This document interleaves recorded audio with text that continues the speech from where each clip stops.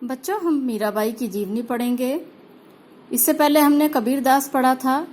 Mirabai class 10 के NCERT की book में, स्पर्श की बुक में, कविताओं में दूसरी कविता होती है। मीराबाई के जीवन के विषय में अगर हम देखें तो मीराबाई मध्यकाल की, भक्ति काल की सगुणवादी कवयित्री मानी जाती हैं। मध्यकाल में दो काव्य धाराएं प्रमुख रूप से प्रवाहित होती थी, निर्गुणवादी और सगुणवादी। निर्गुणवादी के प्रमुख कवि कबीरदास माने जाते थे और सगुणवादी की कई थे। राम मार्गी थे, कृष्ण मार्गी थे। राम मार्गी में तुलसीदास को माना जाता है और कृष्ण मार्गी में सूरदास को माना जाता है, मीराबाई को माना जाता है। मीराबाई श्री कृष्ण की आराधना किया करती थी और इनका पूरा जीवन कृष्णमय था। कृष्ण के प्रति पूरी तरह से समर्पित थी। बाल्यकाल से ही श्री कृष्ण को अपना स्वामी इन्होंने स्वीकार कर लिया था। इनकी माता ने एक बार बचपन में श्री कृष्ण की मूर्ति इनके हाथ में देकर कहा था, तुम इससे प्रेम करो क्योंकि यही तुम्हारे स्वामी हैं। तब से इन्होंने श्री कृष्ण को ही अपने गले से लगाए रखा। छोटी आयु में विवाह हुआ, ससुराल गईं और वहां जाकर भी ये हमेशा श्री कृष्ण को ही गले से लगाए रहीं। छोटी आयु में ही इनके पति का भी देहांत हो गया। जब तक पति थे तब तक तो घर में ही इन्होंने इनके लिए मंदिर बनवा दिया था जिसमें ये श्री कृष्ण की आराधना किया करती थी। पति की मृत्यु के पश्चात संतान भी कोई नहीं थी इनकी। पति की मृत्यु के पश्चात ये अकेली हो गई और अपना पूरा समय श्री कृष्ण की आराधना में बिताया करती थी।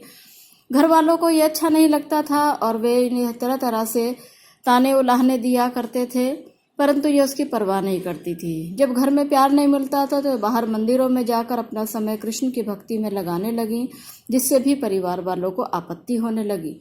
एक समय ऐसा आया कि इन्होंने घर बार छोड़ दिया और वृंदावन में जाकर श्री कृष्ण की भूमि में जाकर इन्होंने अपना डेरा जमा लिया। इनके परिवार के, इनके ससुराल के लोगों को यह भी अच्छा नहीं लगा और उन्होंने वहां इन्हें मारने के कई बार प्रयास किए। आप लोगों ने कई बार इनके भजनों में, कहानियों में सुना होगा। मीराबाई को विष का प्याला दिया गया, विषैले सर्प भेजे गए या कांटों के सेज दी गई। तो इस तरह से इन्हें मारने के कई बार प्रयास किए गए, परंतु श्री कृष्ण से प्रेम करती थी, इसलिए ये श्री कृष्ण की भक्ति में ही लगी रही और श्री कृष्ण इन्हें हमेशा बचाते रहे। तो आज हम इनकी जीवनी पढ़ते हैं। मीराबाई, मीरा दिया है यहाँ, इनका पूरा नाम मीराबाई है।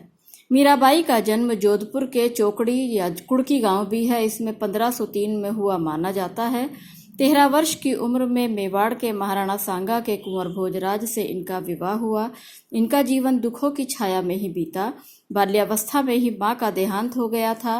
विवाह के कुछ साल बाद पहले इनके पति की, फिर पिता की और एक युद्ध के दौरान इनके ससुर की भी मृत्यु हो गई। भौतिक जीवन का मतलब होता है सांसारिक जीवन। इस जीवन से निराश मीरा ने घर परिवार त्याग दिया। भौतिक जीवन से निराश क्यों हो गई? क्योंकि पति की मृत्यु हो गई थी, संतान घर में थी नहीं, किसी से प्रेम करने के लिए संसार में कोई था नहीं इन्हें, तो ये श्री कृष्ण से ही प्रेम किया करती थी और उनकी भक्ति में वैरागिनी हो गई थी, संत हो गई थी, इसलिए इन्होंने घर बार का त्याग कर दिया। वृंदावन में जाकर डेरा डाल लिया। डेरा डालना मुहावरा है, इसका मतलब होता है बस जाना। पूरी तरह गिरधर गोपाल कृष्ण के प्रति समर्पित हो गईं।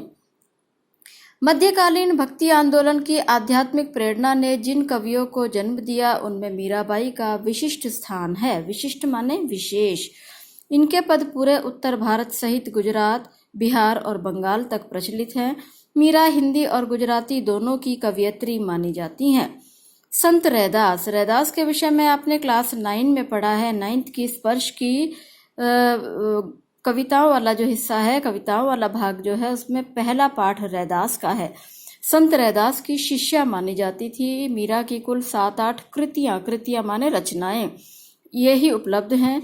मीरा की भक्ति दैन्य माने दीनता का भाव, माधुर्य भाव माने मधुरता माने प्रेम, श्री कृष्ण के प्रति प्रेम किया करती थी। तो मीरा की भक्ति दैन्य भाव और माधुर्य भाव की है।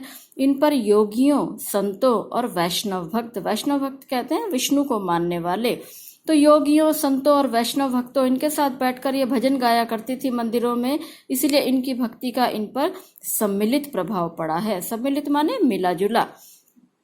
मीरा के पदों की भाषा में राजस्थानी, ब्रिज और गुजराती का मिश्रण पाया जाता है। मीरा की भाषा राजस्थानी थी, ब्रिज थी और गुजराती थी। वैसे अगर भाषा की बात करें तो क्योंकि राजस्थान में ऊपर देखेंगे हम जोधपुर के चौकड़ी गांव में हुआ था, राजस्थान में इनका जन्म हुआ था, तो राजस्थानी भाषा इन्हें जन्म से प्राप्त हुई थी और ब्रिज भाषा इसलिए इन्होंने स्वीकार की क्योंकि ये इनके आराध्य की भाषा थी, तो इनकी भाषा राजस्थानी मिश्रित ब्रिज कहलाती है। गुजराती के शब्दों का भी इसमें मिश्रण पाया जाता है। वहीं पंजाबी, खड़ी बोली और पूर्वी भाषा के प्रयोग भी मिल जाते हैं।